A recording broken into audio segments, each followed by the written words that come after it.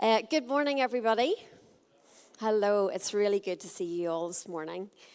So today I am continuing with the second part of our Seed of Promise, mainly focusing on chapters 21 and 22 of Genesis, and it's covered in chapter 3 of this wonderful God story book.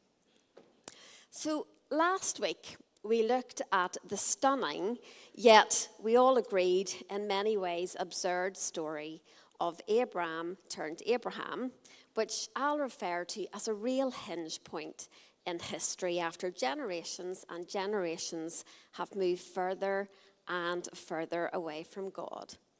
So we heard about the Lord's call on Abraham's life to steward the blessing of God to all nations through a very special promise.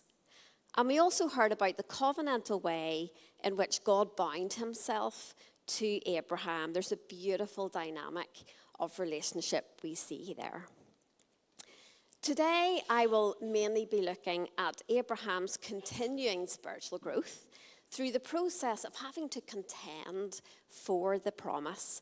And that term contend, it basically means to have to deal with or try to overcome a difficult or unpleasant situation. And in my opinion, that's a bit of an understatement in Abraham's case.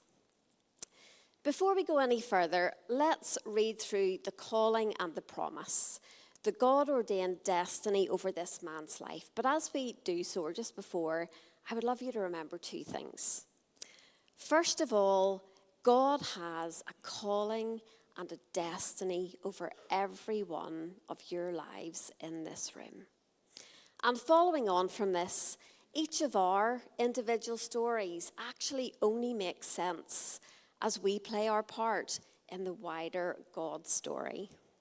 So let's read the start of chapter 12 here, just to recap a little bit before we move on.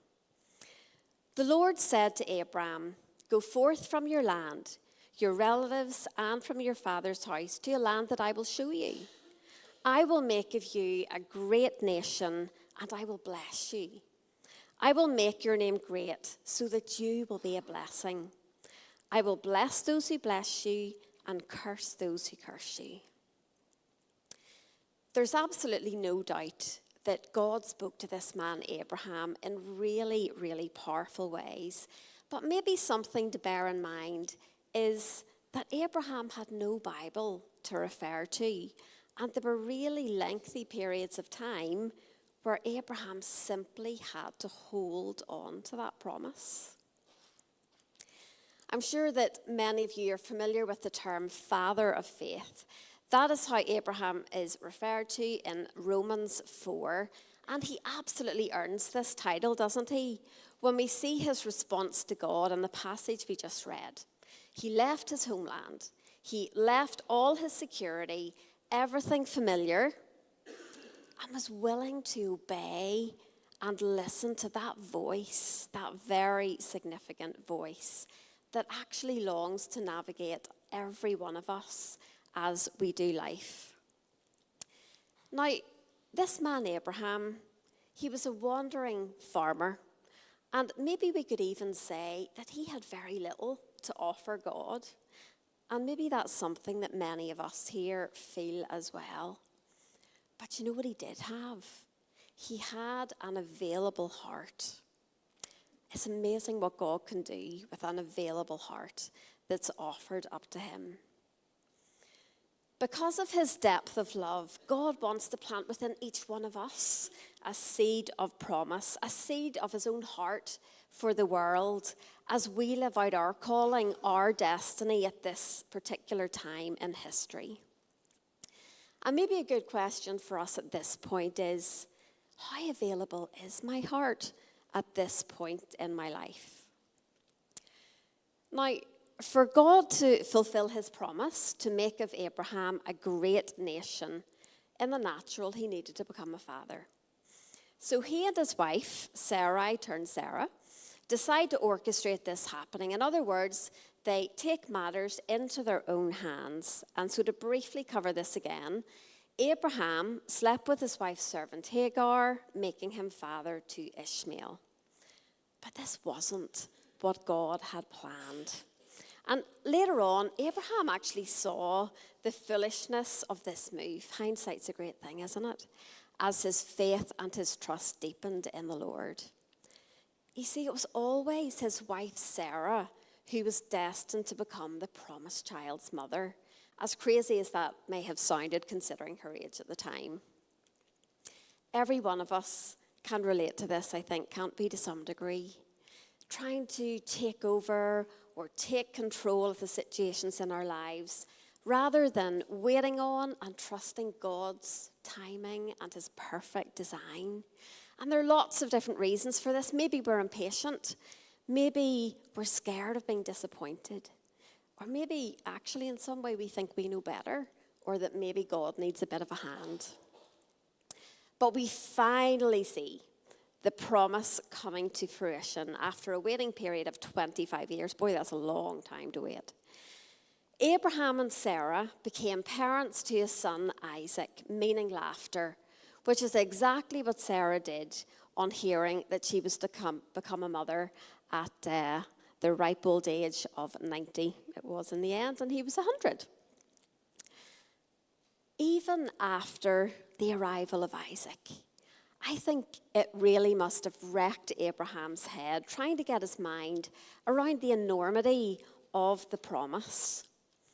Now, I've no doubt that all of us at different times in our lives have stepped out into the darkness and gazed up at the multitude of stars to have our minds blown time and time again by the sight that our eyes are met with.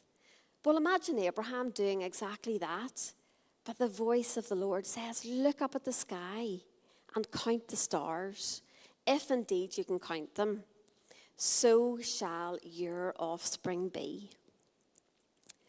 How would you ever get your head round a promise like that? Interestingly, as a couple, they were already living in the reality of their names being changed from Abram to Abraham and Sarai to Sarah before the fulfillment of the promise and the arrival of their son. And actually, this reminds me of Simon, who became Peter, was renamed Peter, before he became a rock. And to me, this is massively encouraging because, you see, God sees who we are becoming and he calls us from where we are right now into our destiny. So we've established that this journey had been far from plain sailing for these guys. Many years had rolled by with no sign of this promised child for poor Sarah and Abraham, until God's perfect timing brought Isaac into the world. Can you imagine the preciousness of this boy to his parents? He would have been their absolute world. And finally, the gateway to all that God had spoken over Abraham. But one day, Abraham's world was thrown into complete turmoil. The ultimate test of the depth of his love and faith and trust in God, which had deepened significantly over many years up to this point. It's important to think about that. So we read about this in Genesis 22. This same God who had said that he would make of Abraham a great nation was now asking him to take their son, their prophetic blessing, and place him on the altar as a sacrifice to him. So, yes, looking at this light-hearted passage is my task for this morning. Thanks for that, Al. But no, it's all good.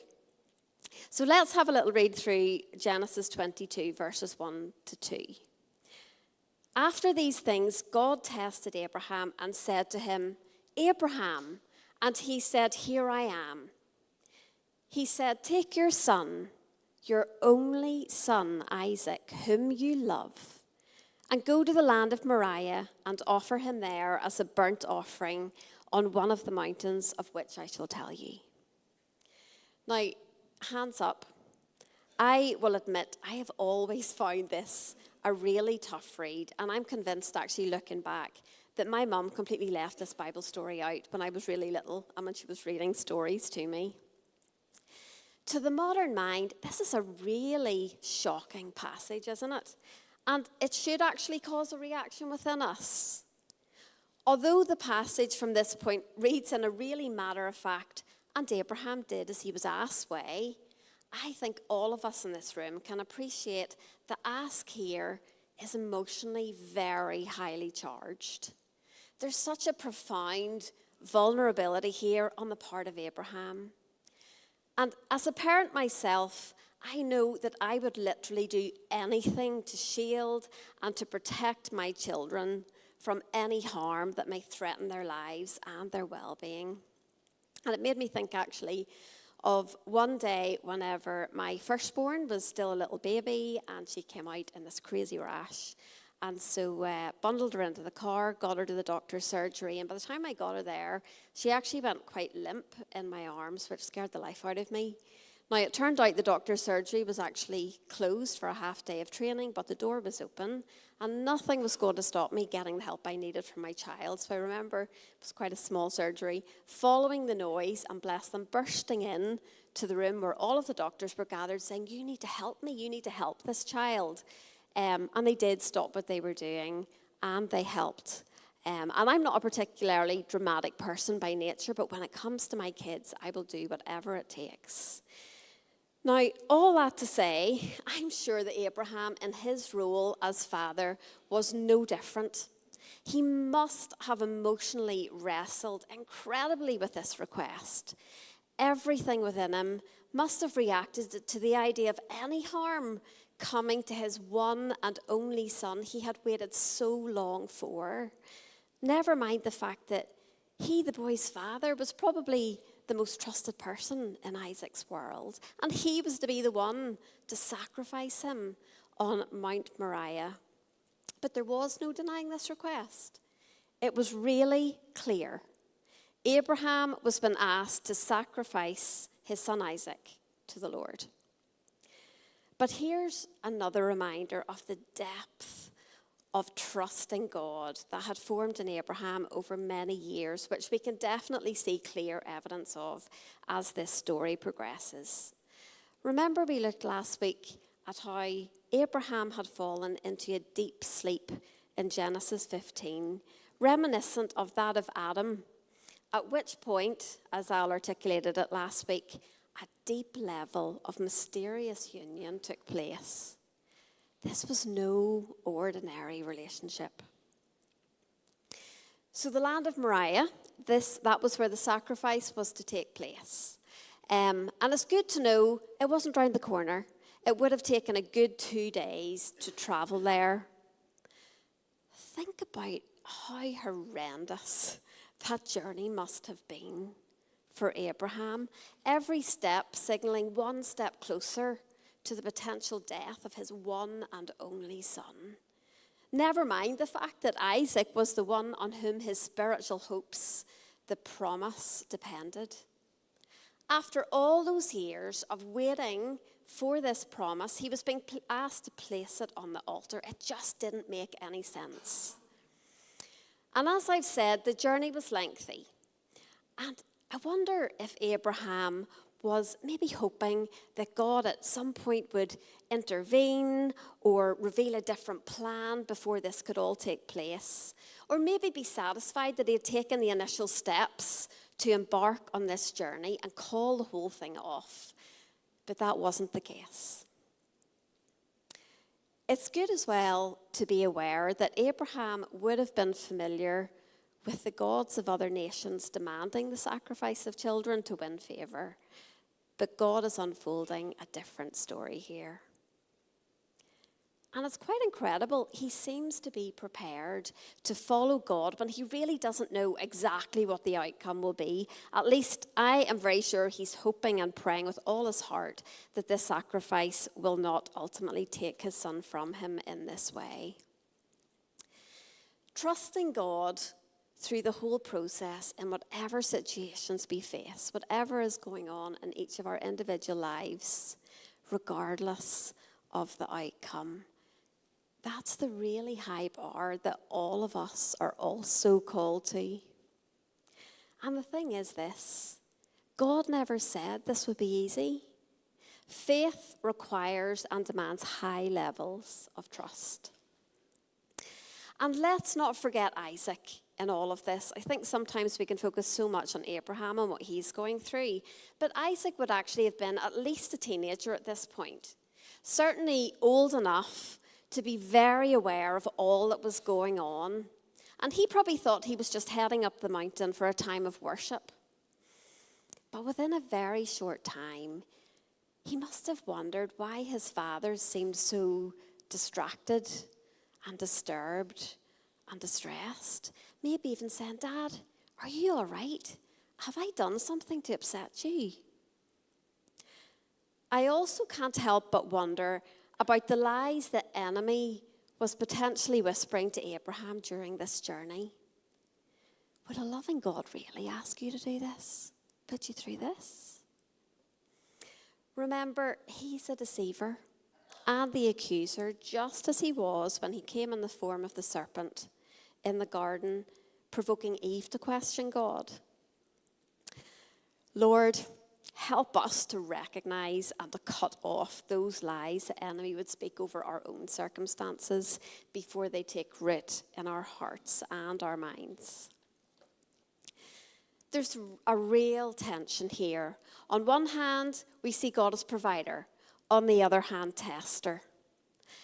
I am very sure Abraham would have absolutely been prepared to place himself on that altar in place of his son if that had been acceptable. But the thing is, he knew that that was not what God was asking him to do. Somehow, he manages to cling to his faith in the midst of the turmoil. This is such a stunning example of obedience, isn't it, on the part of this man. In his book, The Problem of Pain, C.S. Lewis discusses Abraham's test in sacrificing Isaac.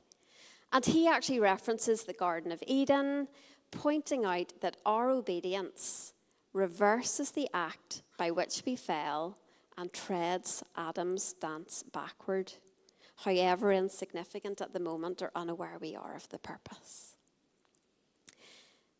Interestingly as well, the writer of Hebrews would later say that Abraham may well have had a measure of faith that God would actually raise Isaac from the dead.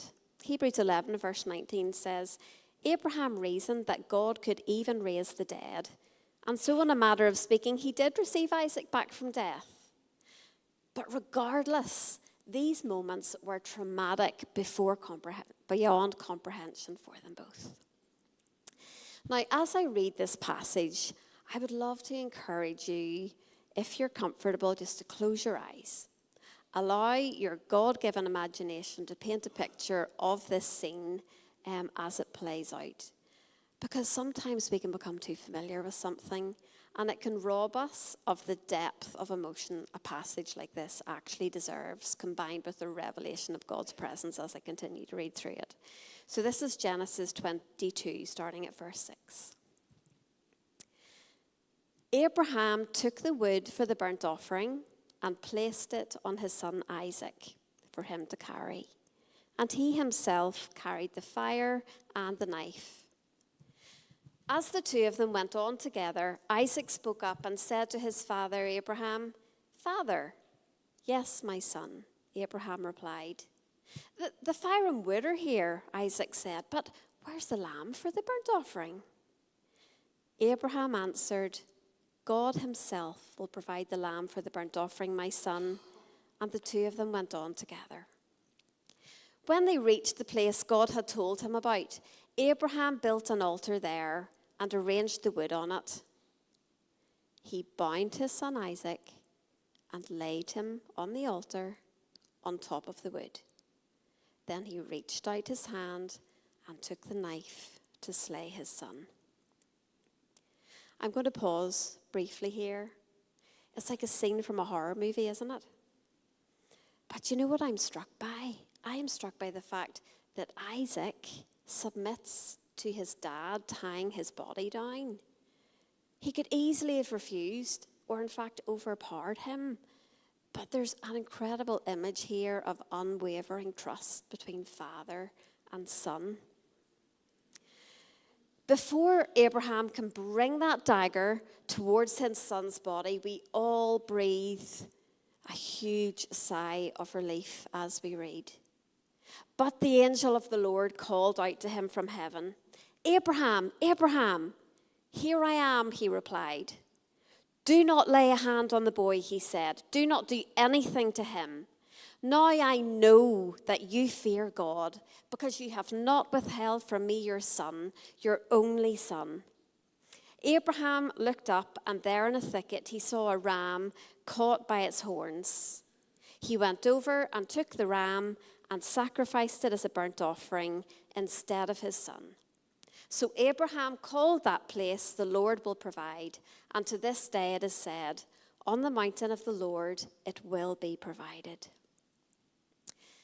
You see, God was always in full control, and he provided the ram a suitable sacrifice, a substitute. In the original translation of Genesis, the name given to God by Abraham is Yahweh Yireh. And this is Hebrew for "the Lord will provide," or more directly, "the Lord will see to it." Wouldn't it be amazing to get to the point of faith in our own lives where we could confidently declare, no matter what the circumstance, no matter what we're going through, the Lord will see to it? The angel of the Lord, who calls out to Abraham, is thought by many scholars to be none other than the pre-incarnate Jesus, although you may be thinking that Gabriel is also referred to using that title in the New Testament. Can you imagine the relief? I'm sure Abraham was beyond relieved to hear that voice of the divine ordering, "Do not lay a hand upon the boy." The sacrifice of Isaac was ultimately stopped in its tracks. And you know, I can just imagine this man just collapsing to the ground and embracing his son tighter than he had ever done before. And we all feel that relief as well, don't we? Because the idea of this father, in fact, any father sacrificing their son, is just too much for us to bear. But yet we know a father who did just that. You see, this story is actually a stunning prophetic foreshadowing of what was to take place all those years later. We see God setting his rescue plan in motion, sending his one and only son, Jesus, to this earth as a sacrifice for every one of us. You see, like Isaac, Jesus was also an adored son, loved perfectly by his Father. And as I was writing this, I was reminded of the moment at Jesus' baptism when that voice came from heaven. And this is what it said: "This is my son, whom I love. With him I am well pleased." And actually, it struck me that in some ways the language here, it almost mirrors that of when Abraham was asked to sacrifice Isaac. "This is my son, take your son." And then in the context of Jesus, "whom I love." And Abraham is told, "whom you love." There really are some parallels there. On that darkest of days, Jesus was the sinless, planned sacrifice, and he bowed his will to that of his Father in going through with it. But what must God have experienced as a father on that day? We know that Jesus sweated blood, which is an act generated by the most intense stress possible inflicted on the human body as he was facing his imminent crucifixion. Matthew 26, verse 39, always breaks my heart as I picture Jesus pleading, "If there's any way, please take this bitter cup from me, but followed by, not my will, but yours be done." I really want us to think about God this morning. what he went through as a father. Remember that Jesus said, I am in the Father, and the Father is in me. That's John 14, verse 11. I and the Father are one, John 10, verse 30. The closeness, the interconnection between Jesus and his Father is incomprehensible for our tiny human brains to grasp. But what we do know is the Trinity, the Father, the Son, and the Holy Spirit, on that day, each suffered immeasurably. Remember how we read the sky turned black? Well, maybe that gives us just a little window into the pain of God's heart as he breathed, as his Son breathed his last. But yet, let's not forget, into the darkness, light burst forth as 3 days later, Jesus victoriously rose again. Death was defeated, our sin paid for, hope and life injected into all who call upon his name and believe, which is really good news for us today. But back to our story. God is utterly captured by Abraham's response. The angel of the Lord called to Abraham from heaven a second time and said, I swear by myself, declares the Lord, that because you have done this and have not withheld your son, your only son, I will surely bless you and make your descendants as numerous as the stars in the sky and as the sand on the seashore. Your descendants will take possession of the cities of their enemies, and through your offspring, all nations on earth will be blessed because you have obeyed me. In the God story, we read this. Abraham has completely won the heart of God. His obedience in this most sacred of moments reveals how our choices to completely surrender can elicit a "now I know" response from God, moving his heart in breathtaking wonder.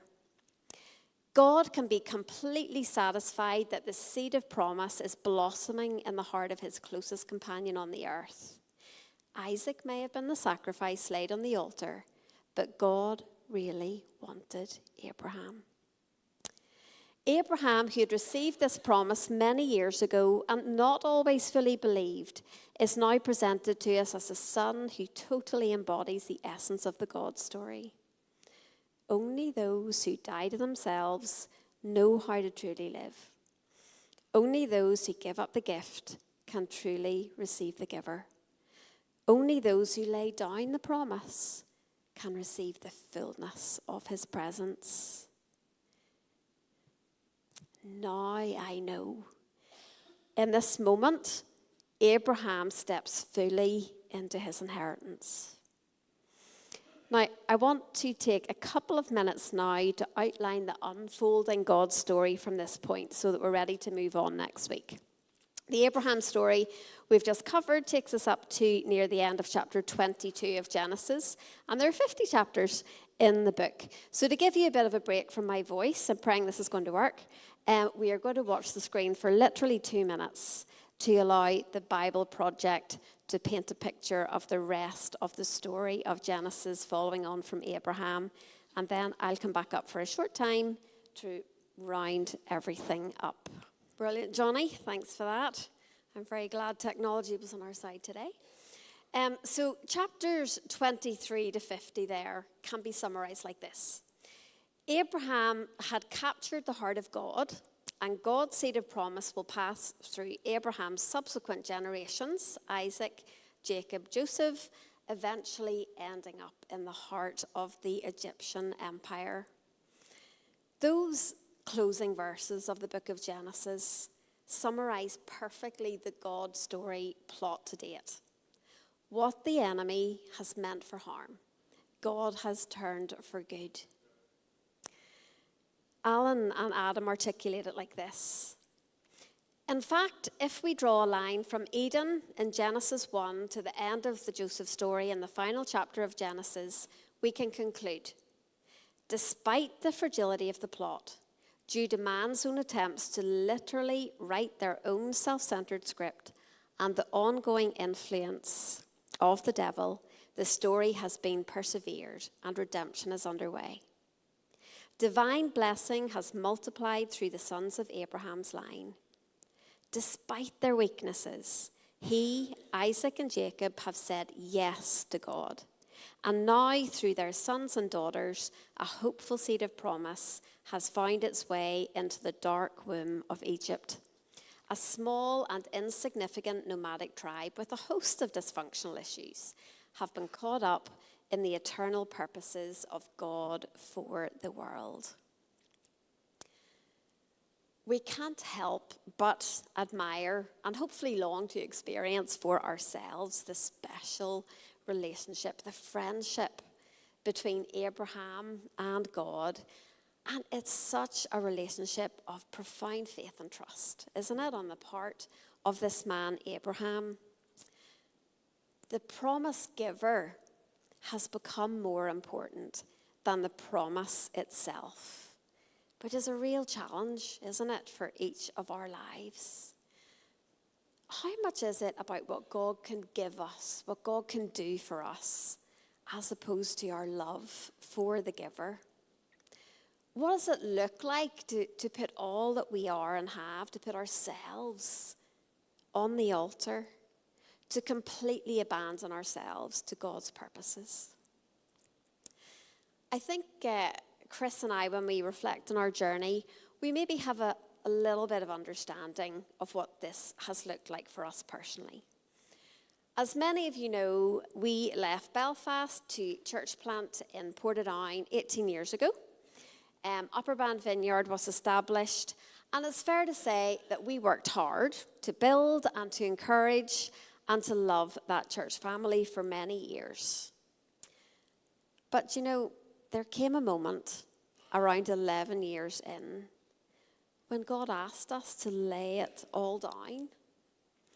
Now, we were always very aware that this church was His. We just had the honour of establishing it and pastoring the body. But laying our baby as such on the altar, it wasn't easy.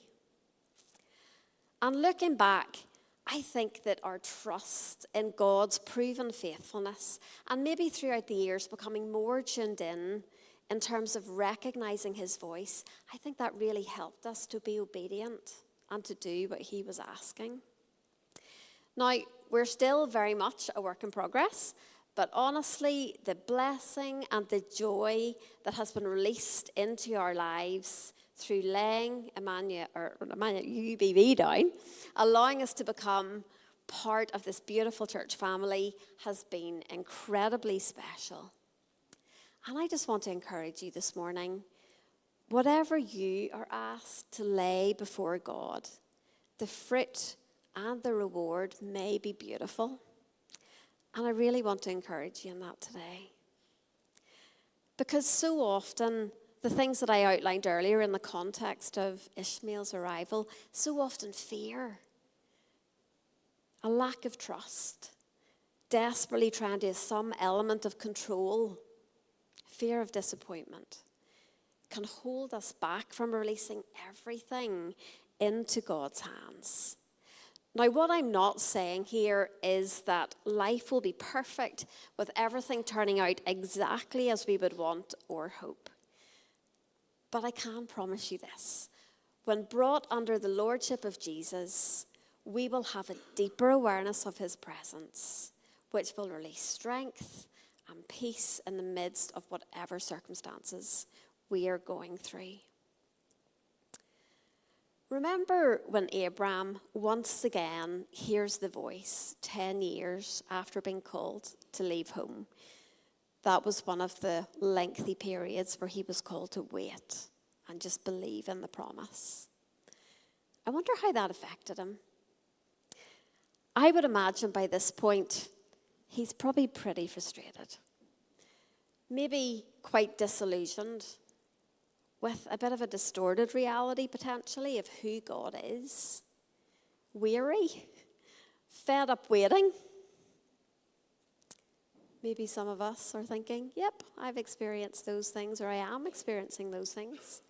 Well, how does God break into that mindset? Genesis 15, verse 1, he says, "Do not be afraid, Abraham. I am your shield, your very great reward." And in essence, he's saying, laying the promise aside, I am more than enough for you.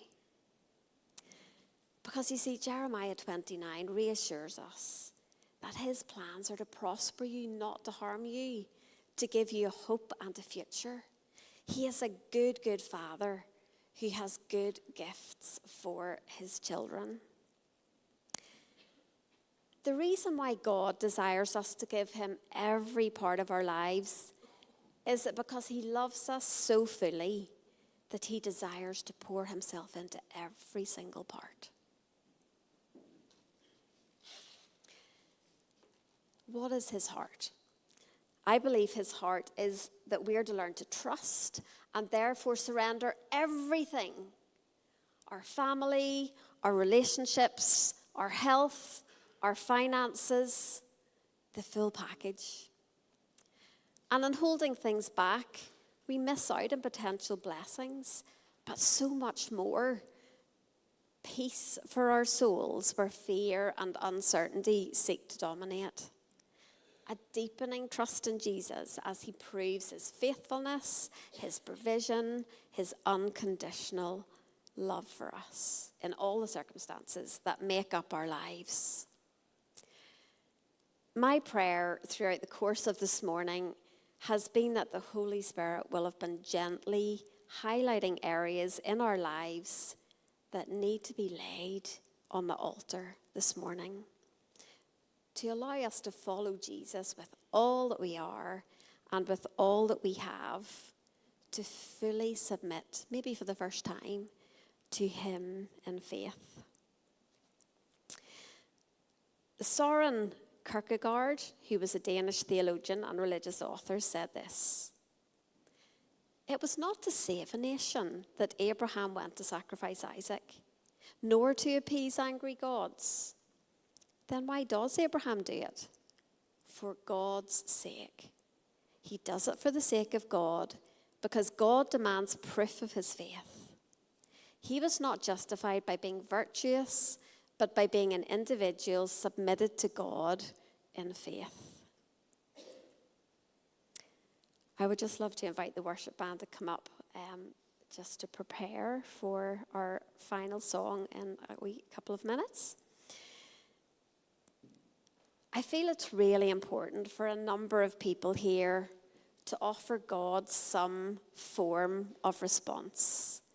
And I think a suitable form of response for us would actually be to lift our hands in a kind of symbolic surrender stance if you feel that the Holy Spirit has been highlighting an area or maybe a number of areas in your life that need laid down at the feet of Jesus this morning. I had music on in the background when I was hoovering this week, and I managed to hear some lyrics that really caught me.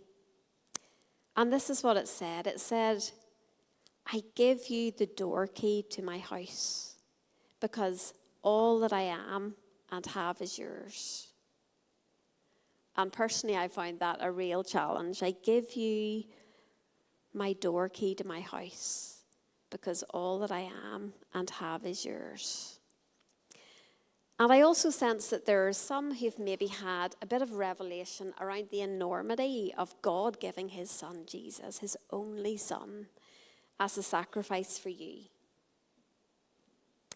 And if that's you, and if we can pray over you and with you today for anything at all, our ministry team would love to do that after we have our final worship song and take communion together shortly. But I just want to finish off with this. Only those who die to themselves know how to truly live.